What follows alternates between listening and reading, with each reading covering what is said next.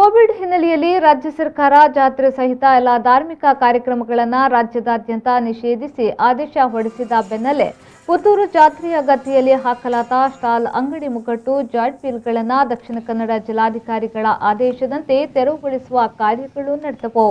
ನಿನ್ನೆ ರಾತ್ರಿ ಶ್ರೀ ಮಾಲಿಂಗೇಶ್ವರ ದೇವಸ್ಥಾನದ ಎದುರಿನ ದೇವರ ಮಾರುಗದ್ದೆಯಲ್ಲೇ ಶ್ರೀದೇವರ ವೈಭವದ ರಥೋತ್ಸವ ಜರುಗಿತು. ಇಂದು ಬೆಳಿಗ್ಗೆ ದೇವಸ್ಥಾನದಲ್ಲಿ ಸಂಪ್ರದಾಯದಂತೆ ತುಲಾಭಾರ ನಡೆದಿದ್ದು, ಸಂಜೆ ವೀರಮಂಗಲದಲ್ಲಿರುವ ಕುಮಾರಧಾರ ನದಿಗೆ ಅವಭೃತ ಸ್ಥಾನಕ್ಕೆ ದೇವರ ಸವಾರಿ ಹೊರಡಲಿದೆ.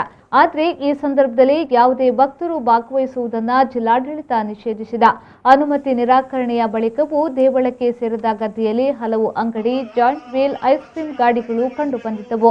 ಇದೀಗ ಜಿಲ್ಲಾಡಳಿತದ ಆದೇಶದ ಮೇರೆಗೆ ದೇವಸ್ಥಾನದ ಕಾರ್ಯನಿರ್ವಹಣಾಧಿಕಾರಿಗಳು ಅಂಗಡಿಗಳನ್ನು ತೆರವುಗೊಳಿಸುವಂತೆ ಸೂಚಿಸಿದ್ದಾರೆ. ಅಲ್ಲದೆ ದೇವಳದ ಧ್ವನಿವರ್ಧಕದಲ್ಲೂ ಅಂಗಡಿ ತೆರವುಗೊಳಿಸುವಂತೆ ಸೂಚಿಸಲಾಗಿದೆ. ಈ ಸಂದರ್ಭ ಬಹುತೇಕ ಅಂಗಡಿಯವರು ಸ್ವಯಂ ಪ್ರೇರಿತರಾಗಿ ಹಾಗೂ ಅವಸರವಾಗಿ ಅಂಗಡಿ ಬಂದ್ ಮಾಡಿದ್ದಾರೆ.